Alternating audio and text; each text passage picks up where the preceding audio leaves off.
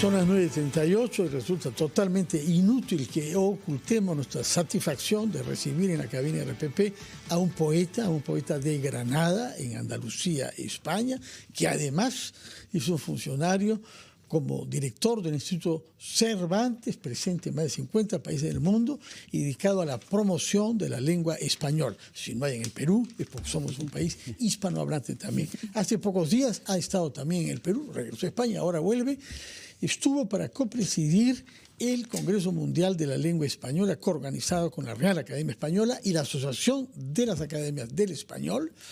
Y durante ese congreso pude ver cuánto insistió en que el español es desde su origen, a media, una lengua mestiza que ha sido originada por la presencia romana en España, a la que se han añadido luego diferentes pueblos germánicos y también árabes. Y esa lengua mestiza llega aquí al Perú y se vuelve aún más mestiza con las lenguas que se hablan acá, que se han incorporado a la lengua española. Creo que la más antigua es la palabra canoa, eso es. usó Colón.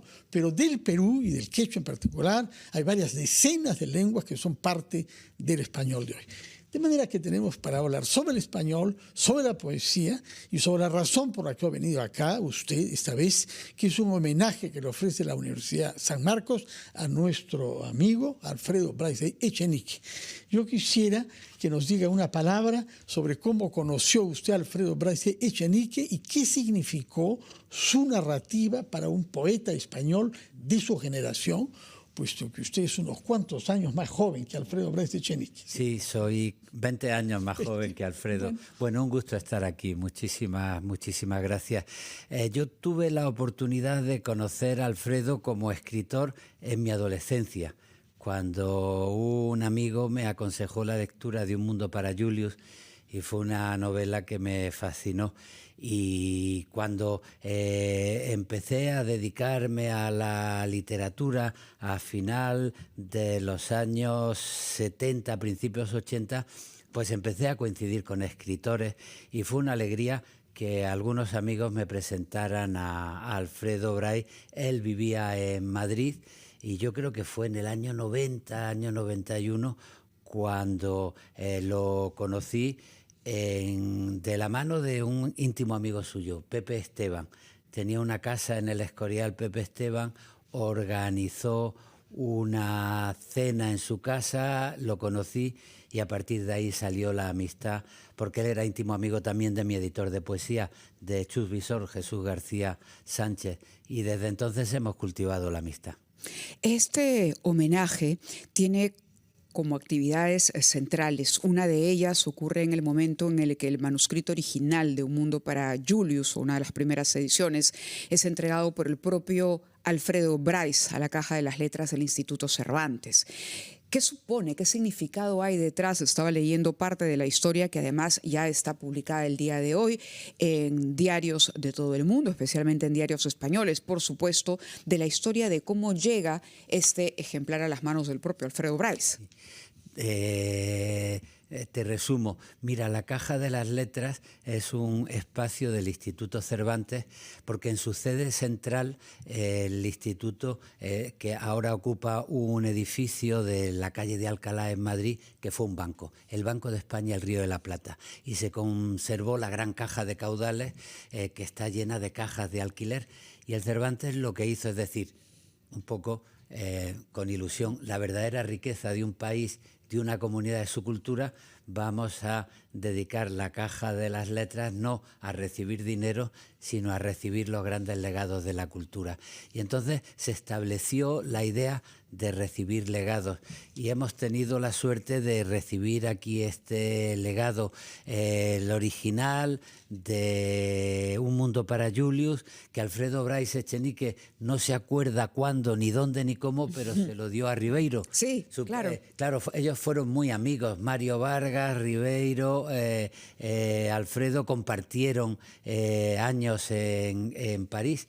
Bueno, a la familia Ribeiro le llegó el manuscrito, lo ha conservado y a través de un profesor... ¿Y se encontró de casualidad, es cierto? Bueno, la familia lo conservaba, conservaba y se lo dio para que lo estudiara a un profesor especialista en Ribeiro y en Alfredo Brais Echenique, que participa en el Congreso, Ángel Esteban.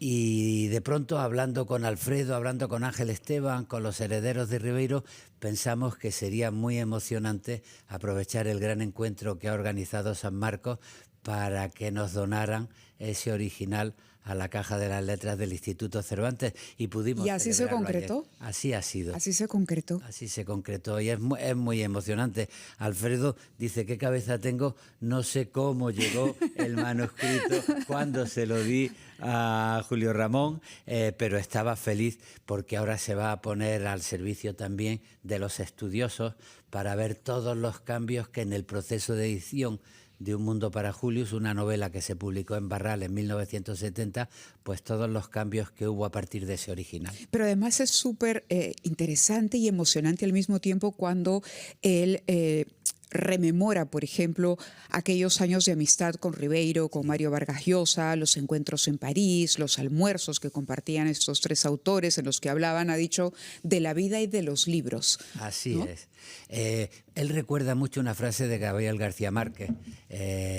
Dice: yo escribo para que mis amigos me quieran más. Y él se formó en un ambiente donde estaba Ribeiro, estaba Mario Vargas Llosa, quedaban a cenar, a tomar café y hablaban de los libros. Él cuenta que le dejó la primera versión de lo que fue su primer libro, Huerto Cerrado, el libro de cuentos, que se lo dejó a Ribeiro y a Vargas Llosa, y exagerando, como siempre hace Alfredo, le dijeron: este libro está bien, pero el título es como tu pésimo, que no tienes arreglo. Es muy guachafo, porque el título que él había pensado era El camino es así. Y le dijeron que eso era guachafo, que era pésimo, y entonces fue Ribeiro quien le aconsejó que le pusiera... Hay que rescatar esas historias también, creo. ¿Ah? Sí. Hay que hacer un esfuerzo por rescatar todas esas historias detrás del nombre que finalmente obtienen los libros, o las anécdotas que pueden haber compartido escritores que determinan o suponen pequeños, grandes cambios en las obras finales, ¿no? Tanto más Mávila que Luis García Montero ha usado una palabra peruanísima cuando dijo guachafo. Guachafo, Sí, está integrada es una palabra ya. muy peruana. Fíjate que la utiliza en su recuerdo Alfredo, y a mí es una palabra que me gusta porque Mario Vargas Llosa hizo un estudio sobre los guachafos en la cultura, analizando qué escritor era más guachafo. Hasta en los puntos y las comas, Manuel Escorza. Eso es. Y fíjate, en Arequipa le hicimos un homenaje a Mario. Una serie de gente escogió palabras que le recordaban a Mario, y Joaquín Sabina escribió un soneto sobre la palabra guachafo, recordando las conversaciones que había tenido Mario. Pero es verdad, en sus memorias, permiso para vivir, permiso para sentir, permiso para retirarme, Alfredo imagina mucho y sabemos que es muy exagerado, pero es muy bonito de pronto comparar con testimonios de la época. Peisa está publicando ahora cartas desde la Hondonada con amigos suyos, con Camino, con François Mújica, y de pronto en las cartas aparecen estas historias, y aparecen que le han dicho, me ha llamado Ribeiro y me ha dicho que le gusta mucho el libro, pero que el título es guachafo y es pésimo y que lo cambie. Y de pronto te das cuenta cómo las exageraciones de Alfredo surgen de situaciones reales que tienen que ver con la amistad y con la relación entre escritores. Permítenos, Luis García Montero, ir a una breve pausa, después de la cual retomamos nuestra conversación contigo. No todos los días, ni todas las semanas tenemos a un poeta sentado entre nosotros, y menos director del Instituto Cervantes. Vamos a hacer una pausa y retomamos nuestra conversación con Luis García Montero. Podemos hablar con Luis García Montero sobre poesía, pero hay que hacer el esfuerzo de hablar también sobre cosas que no necesariamente son poéticas todos los días, como el trabajo a la cabeza de una gran institución presente en más de 50 países del mundo, como es el caso del Instituto Cervantes. Yo quisiera que nos diga con qué recuerdos partió de Arequipa luego de haber copresidido ahí este Congreso Internacional de la Lengua Española, y señalo al mismo tiempo haber visitado y haber inaugurado en el Museo Vargas Llosa de Arequipa. Pues es unos recuerdos muy alegres, porque es verdad, a veces el trabajo, dirigir una institución, pues tiene sus penalidades. Pues uno tiene que pensar en presupuestos, tiene que pensar en la plantilla, en los salarios, en todas las cosas que hacen funcionar pues una institución.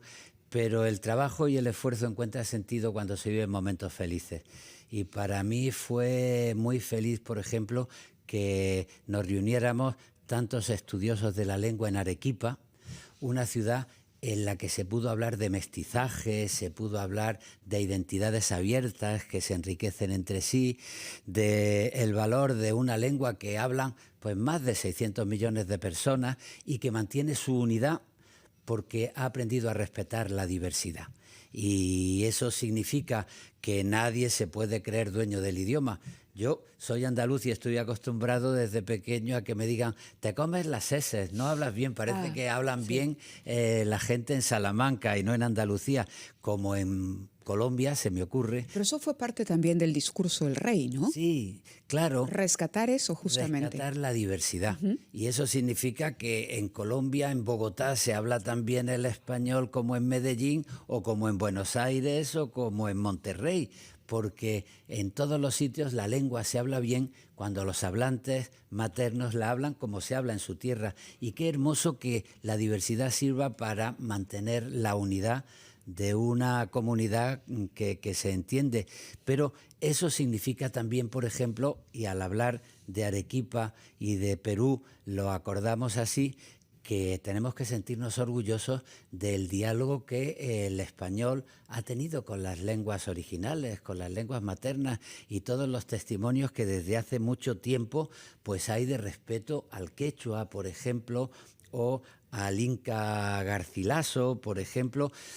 Alguna vez hemos hablado que cuando tú estabas destinado en París, de pronto te sorprendió o te gustó que el Instituto Cervantes diera clases de quechua en París. Bueno, pues ese ha sido un valor. Y como a mí me gustan las palabras, me gusta que la palabra mayoría, mayoritaria, y el español es una lengua mayoritaria, no se confunda con hegemónica, con querer borrarlo todo para ser ella única imperante, ¿no? Entonces ese respeto a la diversidad, pues mayoritaria podría interpretarse incluso como inclusiva desde esa mirada, ¿no? Claro, yo creo que es la... Amable, inclusiva. Es la labor. Es la labor del Instituto Cervantes. En ese sentido, por ejemplo, en su fundación se dijo divulgar la cultura española y la cultura en español. ¿Y eso qué significaba? Pues ser conscientes que en España, además de cultura en español, pues hay cultura en catalán, en gallego, en euskera, pero significaba también que cultura en español significa que hay mucha cultura en nuestro idioma que no es de España, que es de todo el territorio latinoamericano. Ese respeto a la diversidad se vivió muy bien en la ciudad que vio nacer a Mario Vargas Llosa, y esa fue otra de las grandes ilusiones. Y es realmente interesante lo que menciona, porque ya llevado a la vida cotidiana, cuando uno, por ejemplo, recibe una edición que viene desde Argentina, uno nota, ¿no?, los acentos colocados de otra manera en las palabras, diferente a cuando la misma historia viene de una editora peruana, por ejemplo, o española, ¿no? Y uno siente ese efecto, lo que usted acaba de decir, es decir, la inclusión y la amabilidad de nuestra lengua madre. Así es. Y fíjate, yo tengo dos sensaciones. La primera, se nota bien cuando uno lee a Alfredo Brais o lee a César Vallejo, el lugar donde su lengua materna era el español. Pero y entonces ese respeto a la diversidad es muy entrañable y está muy bien. Y otra de las cosas que siento es que tardamos muy poco en entendernos. Tardamos muy poco en entendernos porque compartimos el idioma.